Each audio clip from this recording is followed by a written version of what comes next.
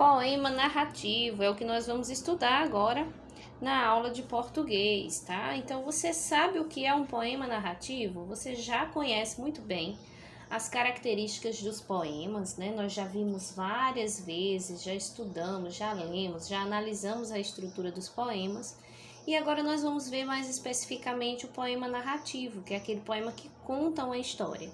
Então, no início aqui, nós já temos um conceito sobre o que é o poema narrativo. É um poema que conta uma história por meio de versos que podem ou não rimar.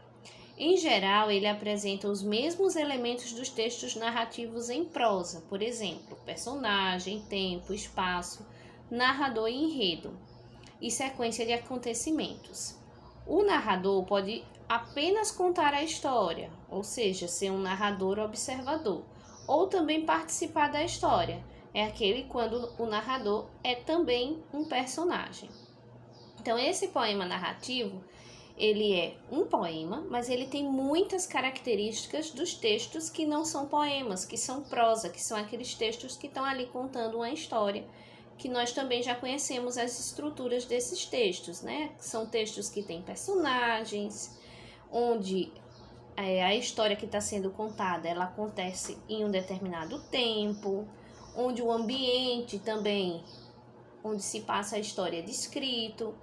Então, ele se parece muito com as histórias, com os textos narrativos.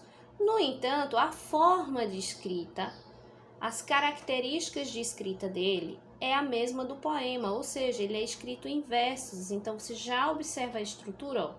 Os versos são representados por essas linhas, e a estrofe, que é esse grupo aqui de versos, né? Vários versos formam uma estrofe, que são os pedacinhos do poema. Então, a forma da escrita, a gente já percebe que é um poema. No entanto, ele quase não tem palavras que rimam, que vão rimar uma com as outras. Vamos ler? Então, o poema é A Menina e o Sapo. Nina, menina airosa, formosa como ela só. Bonito era ver Nina correr. Ora corria rápido, feito tufão. Ora devagar, parecendo brisa. Então, olha, a primeira estrofe a gente leu e não encontramos aí nenhuma rima. Vamos para a segunda estrofe. Nina corria pelo jardim, Nina caía no gramado, Nina fazia folia e ria. À noite, cansada das travessuras do dia, a menina dormia. Certa vez, enquanto passeava pelo jardim, Nina viu um sapo. Sapo também viu Nina. Será que Nina beijar o sapo? Será que, se Nina beijar o sapo, sapo vira príncipe? Nina não sabia, mas ficava imaginando como isso seria. Então, veja que agora a gente já percebeu aí a presença da rima nessa estrofe. Nina beijou o sapo. Sapo continuou sapo, não virou príncipe, mas se apaixonou por Nina. Agora, onde Nina está, lá se vê o sapo apaixonado, suspirando pela menina. Na cabeça do sapo, Nina é uma princesa sapa, transformada em menina por uma terrível feiticeira. Muito bem, então nós concluímos a leitura desse texto, tá? E agora nós vamos entender um pouco mais sobre o poema respondendo à atividade.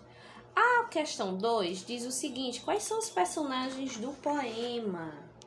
Então, nós temos dois personagens nesse poema. Quais são eles? A menina e o sapo. Você vai responder aí, tá?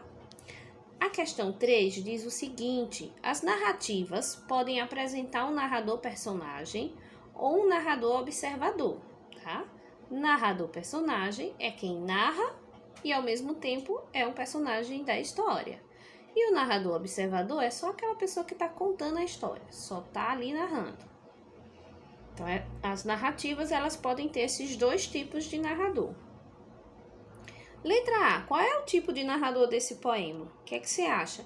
O narrador é também um personagem ou o narrador é apenas um observador? Bom, se você disse que o narrador é um observador, você acertou. Coloca aí a resposta certa. Narrador, observador. Na letra B, sublinhe no poema 2 versos que comprovem sua resposta. Então, a gente vai lá no poema e nós vamos sublinhar os versos que mostram que o narrador é apenas um observador. Então, vamos procurar aqui no texto, tá? As frases que mostram que é um narrador que está falando. Como é que eu vou saber isso? Eu vou observar que essa pessoa que está aí contando a história, ela está falando de outra pessoa e não dela. Ela não está se incluindo na história, né? Quando o narrador é um personagem, a gente percebe muito a colocação aí do pronome eu ou nós. E às vezes isso está subentendido, está na primeira pessoa. Ele se inclui ali na história. Quando o narrador é apenas um observador, a gente vê a ideia do pronome ela ou ele. Então, ele está de fora da história, está apenas observando. A linguagem está na terceira pessoa. E aí, por exemplo, essa frase aqui, ó. Nina não sabia. Então, alguém está falando de Nina. Nina beijou o sapo. Vamos ver mais outra. Nina fazia. Aqui, ó. Fazia folia. Já estou sublinhando. Todas essas já nos dão a ideia de que a pessoa está falando de outra pessoa, né? O narrador está falando de outras pessoas. Então, a linguagem está na terceira pessoa. Ou seja, a gente pode substituir a palavra Nina por a palavra ela, ó. Ela é pronome terceira pessoa, tá? Então, essas aí já são suficientes para a gente mostrar que quem está contando a história é um narrador observador. Então, já sublinhamos. A letra C diz o seguinte: a maioria dos verbos está conjugada em que tempo e pessoa. Então, nós vamos olhar se o verbo está na primeira, na segunda ou na terceira pessoa e em que tempo o verbo está. Dessas mesmas frases que nós destacamos, a gente vai fazer essa observação. Por exemplo, Nina fazia folia, é uma frase toda. Onde é que está o verbo? O verbo é fazia. Nina se refere a ela, a menina, né? Então, ela a gente já descobriu que está na terceira pessoa. E o verbo fazia está em qual tempo? Presente, passado ou futuro? Passado. Então, nessa frase aí a gente já observou que o verbo está no passado e a linguagem também referente à frase está na terceira pessoa. A outra frase que nós também marcamos: Nina beijou o sapo. Nina, ele está falando como se fosse ela, não como se fosse ele mesmo, né, que está narrando. Beijou é o verbo, beijou, do verbo beijar. Ela beijou, ela beija, ela beijará. A palavra beijou está no passado, no presente ou no futuro? No passado também. Então, já descobrimos, né? O tempo, a maioria dos verbos que estão no texto, a gente pode até visualizar. Outro aqui, ó, virou. Virou também está no passado. Caía, corria, tudo verbo. Estão no tempo passado. A maioria dos verbos estão no tempo passado. Aí a pergunta da letra C é essa: a maioria dos verbos está conjugada em qual tempo ou em que tempo? Aí você vai responder passado. E qual pessoa? Nós temos 3 pessoas gramaticais, que é a primeira, a segunda e a terceira. A pessoa é a terceira pessoa. Primeira pessoa é eu e nós. Segunda pessoa, tu e vós, né? Primeira pessoa é quem fala. Segunda pessoa é com quem se fala. Tu, vós ou vocês. Ou você, né? E terceira pessoa é de quem se fala. Então, a gente tá falando de alguém. No caso da história, o narrador está o tempo todo falando de uma menina chamada Nina. Então, ele não está falando com a Nina, nem ele está falando dele mesmo. Ele está falando de uma menina chamada Nina, né? É a pessoa de quem se fala. E a terceira pessoa, geralmente, a gente encontra ali, pode fazer uma substituição dos nomes por o pronome ele ou ela, tá?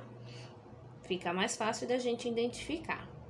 Finalizamos a resposta da letra C, agora vamos para a sequência, que é a quarta questão. Na quarta questão, complete a sequência dos acontecimentos. Então, aqui nós temos uma sequência, tá numerada, né? Tem os números aqui, ó, 1, 2, 3, 4, 5, 6. Tá faltando aí o que aconteceu logo depois da sequência 2, que seria a questão 3 aqui, o que foi que aconteceu? E nesse ponto 5 também o que aconteceu. Vamos ler o que está aqui.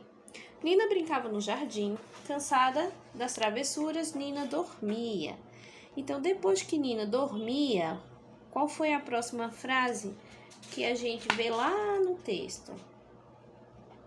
Você pode voltar, dar uma olhadinha e verificar logo em seguida da frase que falou que Nina dormia, nós encontramos certo dia ou certa vez, Nina viu um sapo. Então, de forma resumida, certo dia, aí vírgula, Nina viu um sapo. Lá no texto tá escrito literalmente, certa vez, enquanto passeava no jardim, Nina viu um sapo. Se você copiou assim, também não está errado, tá? A questão 4. Nina beijou o sapo. Em seguida, assim que ela beijou o sapo, a próxima frase qual é? Na verdade, nós estamos descrevendo a sequência de acontecimentos, então não precisa ser literalmente como está no texto, né? Você pode descrever o que foi que aconteceu. A Nina brincava no jardim. Em seguida, cansada das travessuras, Nina dormia. Aí o terceiro ponto. Certo dia, Nina viu um sapo. Quarto ponto, Nina beijou o sapo. E no quinto ponto, antes de finalizar toda a história, né, que termina aí, para o sapo, Nina é uma princesa sapa. Antes disso, o que foi que aconteceu? De forma resumida também, a gente pode descrever o que houve ali. O sapo não virou príncipe e se apaixonou por Nina. Então, você vai escrever aqui, o sapo não virou príncipe e se apaixonou por Nina. A questão 5 diz o seguinte: circule no poema os elementos que são semelhantes ao de alguns contos de fadas.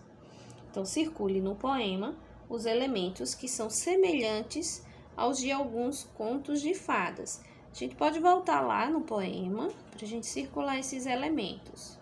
O que é que tem aí semelhante aos contos de fadas? A beleza da menina, né? A menina é tratada como se fosse uma princesa. Aqui, ó, o jardim.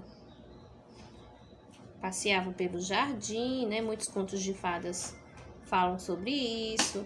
O fato da Nina beijar o sapo, né? Parece muito com os contos de fadas. A fala daqui, ó, quando falou sobre príncipe, princesa. Então, pelo menos essas 3 aí a gente vai marcar, tá? Se você achar mais alguma coisa, fica à vontade aí para marcar também. A questão 7, aliás, a 6, um trecho dessa história está entre aspas. Copie o verso que demonstra que esse trecho se refere ao pensamento de Nina.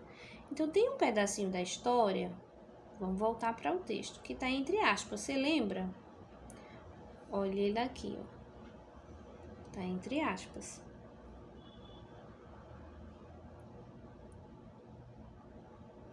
Então, isso quer dizer que essas aspas aí, ela tá dando a entender que a Nina também tá pensando, né? Tá pensando sobre esse ponto.